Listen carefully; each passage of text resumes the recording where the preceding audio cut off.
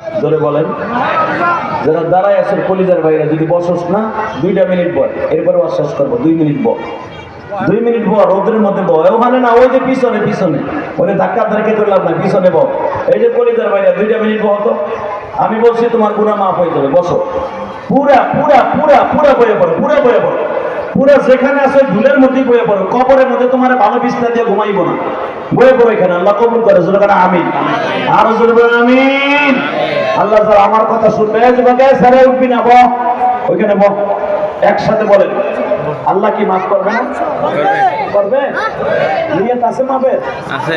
আসেন তো আমার সাথে ওয়াদা দেন তো। রমজান মাসের আর 9 দিন বাকি আছে। 30টা রোজা কে কে রাখবেন? উঠান হাত, উঠান উঠান। 30টা রোজা রাখবেন সবাই? এই 30টা রোজা রাখবেন। এই এই আল্লাহ তুমি দেখো তোমার পাগল গুলি যারা 30টা রোজা রাখবে, আল্লাহ এদের জীবনের গুনাহ মাফ করে দিবা, এদের সন্তানগুলোর অভি বানিয়ে দিবা।